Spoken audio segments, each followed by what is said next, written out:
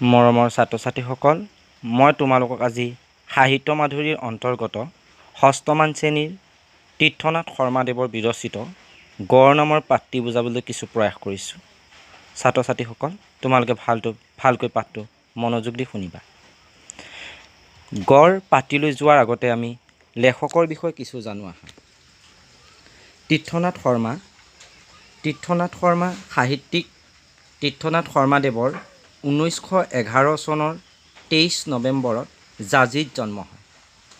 তেখেতে প্ৰাথমিক শিক্ষা যোৰহাটত শেষ কৰি তেজপুৰ চৰকাৰী হাইস্কুলৰ পৰা প্ৰৱেশিকা পৰীক্ষা পাছ কৰে।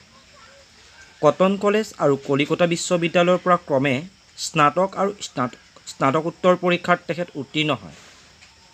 1954 চনত গুৱাহাটীৰ প্ৰাগজ্যোতিষ কলেজৰ প্ৰতিষ্ঠাপক অধ্যক্ষৰূপে যোগদান কৰি 1971 চনত তাৰ পৰাই অৱসৰ লয়।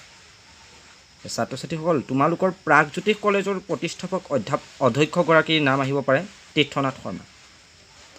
তেখেতে 1971 চনত অসম সাহিত্য সভাৰ সভাপতি হিচাপেও কাৰ্যনিৰ্বাহ কৰিছিল।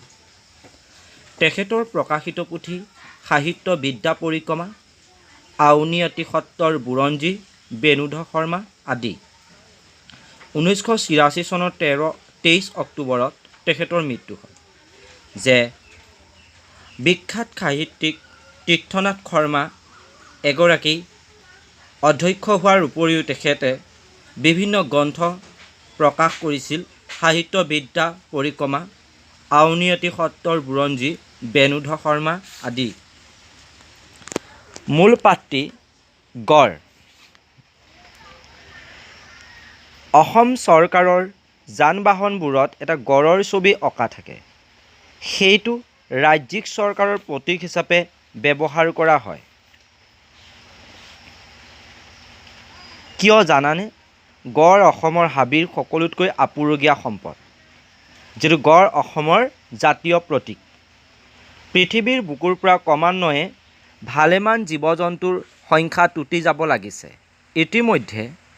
ইতিমধ্যে কিছুমান জন্তুৰ একেবাৰে সঁচ নাইকিয়া হৈ গ'লেই গড়ো সেইদৰে লোপ পাবলৈ ধৰা জন্তু। যেনেকৈ অসমৰ অভয়াৰণ্যসমূহত গড় লোপ পাইছে, ঠিক তেনেকৈ সিংহৰো লোপ পাইছে, বাঘ লোপ পাইছে। বিভিন্ন ধৰণৰ জন্তুবোৰ আমাৰ অসমৰ অভয়াৰণ্যসমূহৰ পৰা নিঃশেষ হ'ব ধৰিছে। অসমৰ গোলাঘাট অঞ্চলৰ কাজিৰঙা হাবিত আৰু কামৰূপ গোৱালপাৰা জিলাৰ উত্তৰে ভূটান পৰ্বতত এতিয়াও কিছুমান গড় আছে। ইয়াৰ কেইটামান গড় পৃথিৱীৰ বিভিন্ন ঠাইৰ চিৰিয়াখানালৈ পঠোৱা হৈছে। সেইবোৰ দেশৰ মানুহে যাতে অসমৰ গড় নিজ চকুৰে চাব পাৰে। আমাৰ কাজিৰঙা হাবিলৈ বছৰি ভালেমান ভিন ভিন দেশৰ ভ্ৰমণকাৰীয়ে গড় আদি আপুৰুগীয়া জন্তুবোৰ চাবলৈ আহে। ৰাজকীয় চিন হিচাপে গড়ৰ ছবি বহুত পুৰণি কালত ব্যৱহাৰ কৰা হৈছিল। ৰাজকীয় চিনস্বৰূপে গড়ৰ ছবি বহুত পুৰণি কালৰ পৰাই অসমত ব্যৱহৃত হৈ আছিল। প্ৰায় 5000 বছৰৰ পূৰ্বৰ যি নগৰ এখন মাটিৰ তলত ওলাইছে, সেই মহেঞ্জোদাৰোত মাটিৰ সাঁচত চলা মুদ্ৰা এটাত গড়ৰ ছবি পোৱা গৈছে। যে 5000 বছৰ আগৰ মহেঞ্জোদাৰো মাটিৰ সাঁচত সেই গড়ৰ ছবি পোৱা গৈছে। হাতীৰ 5ম শতাব্দীৰ গুপ্ত সম্ৰাট গুপ্তমোহৰ এটাটো ৰজাই গড়ৰ লগত যুঁজ কৰা এটা চিত্ৰৰ সাঁচ আছে।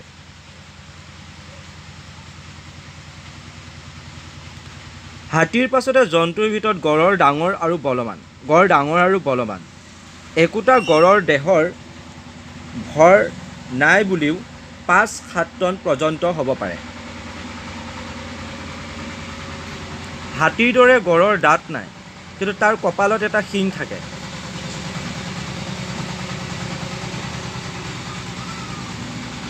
তাৰ নাম খড়গ। ই তাৰ আত্মৰক্ষাৰ অস্ত্ৰ। আহিব পাৰে তোমালোকে যে গড়ৰ আত্মৰক্ষাৰ অস্ত্ৰ কি? তাৰ খড়গটো। ইয়াৰে সেই হাতী আৰু বাঘো খেদিব পাৰে। গড়ৰ ছাল জাপে জাপে থকাৰ দৰে দেখি। ইয়াৰ ছাল ইমান টান যে সিংহৰ নখে তাক বিদাৰিব নোৱাৰে। চোকা অস্ত্ৰেও সহজে ভেদিব নোৱাৰে। সেই দেখি আন জন্তুৱে তাক একো কৰিব নোৱাৰে। তাৰ যুঁজ কৰিবৰ শক্তি আছে, তথাপি শান্তপ্ৰিয় জন্তু। নিৰ্বিঘ্নে থাকিব পাৰিলে সি ভাল পায়। চিকাৰীৰ হাই উৰুমি শুনিলে বা কিবা উমান পালে সি লাহেকৈ জোপাৰ আঁৰত লুকাইগৈ। নুজুকালে কাৰো অপকাৰ নিশ্চিন্তে, কিন্তু জোকালে বা কেনেবাকৈ দুখ পালে এই শান্তিপ্ৰিয় জন্তুটোৱে ভীষণ মূৰ্তি ধাৰণ কৰে। যে গড় এটি শান্তিপ্ৰিয় জীৱ হিচাপে লেখকে ইয়াত প্ৰতিপন্ন কৰিব বিচাৰিছে, কিন্তু তেওঁক যদি কোনোবাই অশান্তিৰ কৰে তেন্তে তেওঁ সেই অশান্তিৰ কাৰক হৈ পৰে। মোগল সম্ৰাট বাবৰে গড়ৰ চিকাৰ কৰিছিল। তেওঁ লিখি থৈ গৈছে যে এবাৰ চিকাৰত এটা গড়ে খঙত বলিয়া হৈ প্ৰকাণ্ড ঘোঁৰা এটা খৰগৰে খোজ মাৰি ওপৰলৈ তুলি জাঠি এপাত মাৰিলে, যিমানত পৰে সিমানলৈ এছাৰি পেলাইছে তাক। গড়ৰ দিনৰ বেলিকা মহৰ দৰে বোকাৰ গুলিত থাকিবলৈ ভাল পায় আৰু ৰাতি হ'লে ফুৰিবলৈ ওলায়। কেতিয়াবা কেঁচা ধানৰ পথাৰলৈকো গড়ে অকলশৰীয়াকৈ অভিযান চলায়, কাৰণ ই অকলশৰীয়া বৰাগী ধৰণৰ জন্তু। চলন ফুৰণতো বৰ শাৰী শব্দ নকৰে। ইয়াৰ দৃষ্টিশক্তি সিমান তীক্ষ্ণ নহয়, সি ঘ্ৰাণ আৰু শ্ৰৱণ শক্তি কিন্তু বৰ তীক্ষ্ণ, মানে প্ৰখৰ। হাতীৰ দৰে গৰু নিৰামহীয়া জীৱ। ঘাঁহ পাত আলু শিপাই তাৰ আহাৰ। ওখ ঘাঁহেৰে ভৰা ঠাইত ই থাকে আৰু তাৰ পৰা গা ধোৱা বা ঘূলি লোৱা ঠাইলৈ যাওঁতে ঘাঁহনিৰ মাজে মাজে এটা সুৰুকীয়া বাট হৈ যায়। এই বাটটোৰ ওপৰখন হালি পৰা ঘাঁহৰ আগবিলাকে আৰু গছৰ পাতে ঢাকি পেলাই এটা সুৰংগ পথৰ সৃষ্টি কৰে। এই গোপন পথেদি গড় মহাৰাজে কোনো গম নোপোৱাকৈ বহুদূৰ ভ্ৰমণ কৰে। গড়ৰ সুৰংগ পথ ভ্ৰমণৰ এই অভ্যাসটোৱে কেতিয়াবা তাক বিপদত পেলায়। গড় জীয়াই থকা বৰ মুঠেই সহজ নহয়। গড়ৰ পোৱালি বৰ মাতৃবৎসল, সি মাকৰ লগ এৰিব নোখোজে। কিন্তু মাকজনীক গুলিয়াই মৰাৰ পাছত খৰটোৰ গুৰিতে পোৱালিটোক কেইবা সপ্তাহলৈকে থিয় দি থকা দেখা যায়। সেই সময়ত পোৱালিটোক ধৰিব পাৰি। চিৰিয়াখানাবোৰত যিবিলাক গড় আছে সিহঁতক এইদৰে পিয়াহ খাই থকা অৱস্থাত ধৰা। গতিকে গড় হৈছে অসমৰ আপুৰুগীয়া সম্পদ, অসমৰ জাতীয় প্ৰতীক গড়। আৰু এই গড়ক যেতিয়া তেওঁলোকৰ সন্তানৰ পৰা বিচ্ছিন্ন কৰে, গুলিয়াই চিকাৰীয়ে যেতিয়া মৃত্যু ঘটায়, সেই পোৱালিবোৰৰ যন্ত্ৰণা বৰ কষ্টকৰ হয়। আৰু সেই যে ঘাট মৰা পোৱালিটো, তাৰ যন্ত্ৰণা খুবেই মৰ্মান্তিক হয়। গতিকে গড় আপুৰুগীয়া সম্পদ, গড়ক আমি সংৰক্ষণ কৰিব লাগে। এসময়ত উত্তৰ আৰু পশ্চিম ভাৰতবৰ্ষত পালে পালে গড় পোৱা গৈছিল, কিন্তু আজিকালি এই এশিঙীয়া ভাৰতীয় গড় আপুৰুগীয়া জন্তুৰ লেখত পৰিছেগৈ। গড়ৰ সংখ্যা এইদৰে কমি অহাৰ কাৰণ কেইবাটাও। গড়ে পোৱালি বৰ কম দিয়ে। এবাৰত এটা মাথোন পোৱালি উপজে। গড়ৰ খৰ্গটো প্ৰতি মানুহৰ লোভ চিৰকলীয়া। গড়ৰ খৰ্গই সৌভাগ্যৰ দান কৰে বুলি বহু ঠাইত এটা বিশ্বাস আছে। আৰৱ দেশৰ মানুহে গড়ৰ খৰ্গৰে সজা বাতিত বিহৰ ক্ৰিয়াও লোপ পায় বুলি বিশ্বাস কৰিছিল। যে গড়ৰ খৰ্গটোৱে যদি মানুহে বাতিটোত বিহ দিয়ে তেন্তে সেই বিহৰ প্ৰতিক্ৰিয়াও শেষ হয় বুলি কৈছিলে, বিশ্বাস এটা আছিলে। আৰু গড়ৰ খৰ্গ যাৰ ঘৰত থাকে তাৰ সৌভাগ্য বুলি এটা বিশ্বাস আছে, জনবিশ্বাস আছে। হিন্দুৰ মানতো গড়ৰ মাংস পবিত্ৰ, খালে পুণ্য হয় বুলি ভাবে। গতিকে গড় বহু মানুহেই চিকাৰ কৰিয়ে হওক বা চুৰ কৰিয়েই হওক হত্যা কৰি গুলিয়াই মাৰে। যিটো গড়ৰ ছালটো খুবেই ডাঠ হয়, অতি সহজে তাক আক্ৰমণ কৰাটো সহজ নহয়। গতিকে তেওঁক গুলিয়াই মাৰিবলৈ পাৰে আৰু গুলিয়াই মৰা হয়। গতিকে ইয়াৰ মাংস খালে পবিত্ৰ হয়, যাৰ বাবে গড়ৰ মাংস বহু দামত বেচিব লগাও হয়, কিন্তু গড়ৰ মাংস বেচাটো অপৰাধ।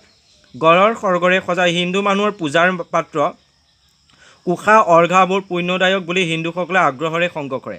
আজিকালিও একোটা গড়ৰ খৰ্গ বৰ চৰা দামত বেচা যায়। এই কাৰণত গড় মাৰি মানুহে তাৰ বংশবৃদ্ধিত হানি ঘটাইছে।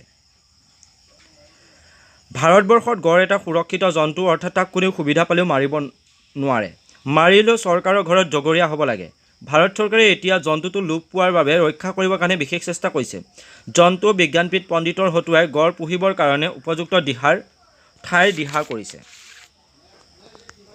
টোকা এটা দিছে যে লোদী বংশীয় চুলতান ছিকন্দৰ লোদীৰ পুতেক ইব্ৰাহিম লোদীৰ ময়মতালী স্বভাৱৰ কাৰণে লাহোৰৰ শাসনকৰ্তা দৌলত খাই কাবুলৰ মোগলৰ অধিপতি বাবৰক হিন্দুস্তান আক্ৰমণৰ বাবে নিমন্ত্ৰণ জনালে। পানিপথৰ যুদ্ধত বাবৰে ইব্ৰাহিম লোদীক পৰাস্ত কৰি হিন্দুস্তানত এক নতুন যুগৰ সূচনা কৰিলে। ফলস্বৰূপে 1525 খ্ৰীষ্টাব্দৰ পৰা হিন্দুস্তানত আফগানী পাঠান ৰাজত্বকালৰ অৱসান ঘটিল আৰু মোগলসকলৰ ৰাজত্ব আৰম্ভ হ'ল। প্ৰায় 200 বছৰ হিন্দুস্তানত মোগলসকলে অতি গৌৰৱেৰে ৰাজত্ব কৰি গ'ল। মধ্যযুগীয় হিন্দুস্তানৰ বুৰঞ্জীত বাবৰৰ নাম উল্লেখযোগ্য, কিয়নো তেওঁ সুদূৰ মধ্য এছিয়াৰ পৰা আহি হিন্দুস্তানত যি মোগল সাম্ৰাজ্যৰ ভেটি প্ৰতিষ্ঠা কৰি গ'ল সেয়া অসাধাৰণ। বাবৰৰ আত্মজীৱনীখন লিখা পুথিখন তুজুক-ই-বাবৰী প্ৰথমে তুৰ্কী ভাষাত লিখাৰ পিছত পাৰ্চী ভাষালৈ অনুবাদ কৰা হয়। বৰ্তমান এই আত্মজীৱনীখন ভালেমান ভাষালৈ অনুদিত হৈছে। গতিকে বাবৰৰ সেই বুৰঞ্জী খুবেই গুৰুত্বপূৰ্ণ, কাৰণ বাবৰ মধ্য এছিয়াৰ পৰা আহি হিন্দুস্তানত ৰাজত্ব কৰি বাবৰে মোগল সাম্ৰাজ্য প্ৰতিষ্ঠা কৰিছিলে আৰু 200 বছৰ ৰাজত্ব কৰিছিলে, যাৰ কাৰণে বাবৰৰ নাম আজিও বুৰঞ্জীত লিপিবদ্ধ। শব্দ আৰু অৰ্থ এইখিনি অতি মন কৰিবলগীয়া। তোমালোকে চাবা ইয়াৰ পৰা বহু ধৰণৰ কুৱেশ্যন আহিব পাৰে। প্ৰতীক, চিহ্ন, চিম্বল, আপুৰুগীয়া, দুৰ্লভ, ৰেয়াৰ, ৰাজকীয়, ৰজা, ৰয়েল, লোভ, নাশ, ডিষ্ট্ৰাকশ্যন, মুদ্ৰা, মোহৰ, চিল, বিদ্যাৰ, ফলাকাৰ্য, তৌতিয়াৰ, উমান, গম পোৱা, ফৰ ৱাৰ্ণিং, টন, 1000 কিলোগ্ৰাম ওজন, ই টন, নিৰামহীয়া, মাছ মঙহৰ সম্পৰ্ক নথকা, devoid of a flesh and fish, যে গড়ে মাছ মঙহৰ লগত সম্পৰ্ক নাথাকে, মানে মাছ মাংস নাখায়, সি ঘাঁহ বন খাই জীয়াই থাকে, আৰু হাতীও। বৈৰাগী, বিৰাগ, এস্থেটিক, ঘোলি, লেটি লোৱা বোকা পানীৰ খাল, এ স্মল পুল অফ পাডুল, সুৰংগ, তলেদি কাটি উলিওৱা বাট, ই টানুল, সুৰকীয়া, সুৰকি যাব পৰা, এই পেচিছ, বৎসল, মৰমীয়াল, কাইণ্ড, কুশা বা অৰ্ঘা, পূজাত দেৱতাক পানী দিবৰ নিমিত্তে লোৱা পাত্ৰ, এই pair of vessel use for offering water to God, উন্মুক্ত, মুকলি, অপেন। গতিকে এই পাত্ৰিত আমি গড়ৰ বিষয়ে পালোঁ, আৰু গড় যে এক আপুৰুগীয়া সম্পদ, গড় মানুহে সংৰক্ষণ কৰিব লাগে, গড়ৰ ঠাইৰ ব্যৱস্থা কৰক, আৰু গড়বোৰৰ বিষয়ে বিভিন্ন কথা ইয়াত আলোচনা কৰা হ'ল। ইয়াত কৈছে প্ৰশ্ন দিছে যে অসম চৰকাৰৰ যান বাহনবিলাক কিহৰ ছবি অঁকা থাকে? নিশ্চয় গড়ৰ ছবি। অসমৰ কোন কোন অঞ্চলৰ হাবিত গড় পোৱা যায়? কাজিৰঙা অভয়াৰণ্য, মানাহ অভয়াৰণ্য, পবিতৰা অভয়াৰণ্য, এনেকৈ। একোটা গড়ৰ শৰীৰৰ ওজন কিমান টন হ'ব পাৰে বুলি কৈছে? প্ৰায় 5 পৰা 7 টন ওজন হ'ব পাৰে। গড়ে দিনৰ ভাগত ক'ত থাকি ভাল পায়?